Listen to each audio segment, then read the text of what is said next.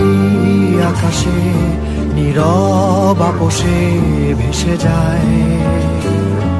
সেই ভীষণ শীতল ভেজা চোখ কখনো দেখায়নি তোমায়। কেউ কোথাও ভালো নেই যেন সেই কতকাল আর হাতে হাত অবেলায়। কতকাল আর ভুল অবসন্ন বিকেলে ভেজা চোখ দেখায়নি তোমায়। সেই কবেকার ভায়োলিন